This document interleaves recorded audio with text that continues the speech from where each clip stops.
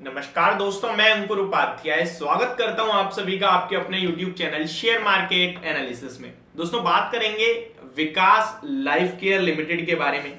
इस स्टॉक के बारे में मैं आपको अपडेट्स देता रहता हूं कंटिन्यू। आज भी एक अपडेट देने आया हूं और काफी बड़ी अपडेट है। कंपनी दोबारा से कहीं ना कहीं फंड रेज करने की तैयारी है, जिसकी डिटेल्स मैं आपको देने वाला हूं अभी।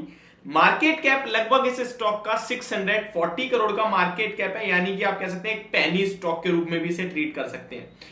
इसका मैक्सिमम चार्ट अगर मैं देखूं जो कि 2021 से वहां से अभी तक स्टॉक 80% के रिटर्न्स बना के दे चुका है आपको।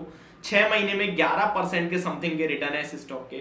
ईयर टू डे 13% के रिटर्न्स है। 4.8 रुपीज के लेवल्स पे क्लोजिंग देता हुआ दिखा ये स्टॉक आज के सेशन में आपको विदाउट एनी चेंज। अब आते हैं खबर के ऊपर। मैं स्क्रीन पे भी साथ के साथ चला रहा हूं। यहां पे कुछ चीजें चली आ रही हैं जो कि स्टार्टिंग ऑफ द जनवरी 10 को एक बोर्ड मीटिंग हुई जहां पे इसकी स्टार्टिंग हुई। उसके बाद शेयर होल्डर्स का अप्रूवल आया कुछ फंड रेजिंग को लेकर। उसके बाद 18 फेब को शेयर होल्डर्स की तरफ से अप्रूवल आता हुआ देखा। मैं आपके साथ पढ़ता हूं। We wish you to inform that the pursuant of the approval of the board of director of the company at its meeting held on January 10 2022।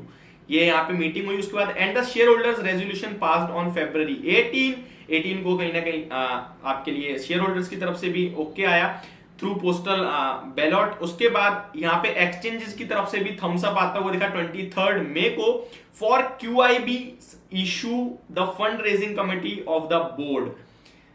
The committee at its meeting held today November 15, 2022 which commenced at 8:30 PM and concluded 9:30 has inter alia। यानी कि इन सब जो ये चली आ रही थी इसकी 15 नवंबर को पूरी कंप्लीशन हो गई। एक्सचेंजेस से भी अप्रूवल आ गया। सब कुछ अप्रूवल होने के बाद 15 नवंबर को यहाँ पे डिटेल्स सामने आती हुई दिखी है इस फंड रेजिंग के QIBs के लिए जो इशू करा जा रहा है उसकी डिटेल्स आएंगे, वो मैं आप सभी के साथ शेयर करता हूं। तो सबसे पहले तो मैं आपको बताऊं approved size of present tranche लगभग ये being third tranche of QIBs issue amounting up to 2000 million rupees. ये 2000 मिलियन रुपीज मींस की लगभग 200 करोड़ रुपए कहीं ना कहीं इस तरीके से जुटाए जाएंगे। मैं आपको बता दूं यहाँ पे 500 QIBs के थ्रू आने वाले हैं। उसके बाद the remaining amount of 1000 million rupees will be raised by company through subsequent tranches if any, यानी कि आगे और आएंगे। अभी पहली बार में 500 1000, फिर और अगर कुछ होगा तो और आगे भी आएगा इस तरीके से। इसके लिए फ्लोर प्राइस जो तय करा गया है, approve the floor price of the for the issue being 4.88 पर इक्विटी शेयर। और ये बहुत इंटरेस्टिंग है, पता है क्यों?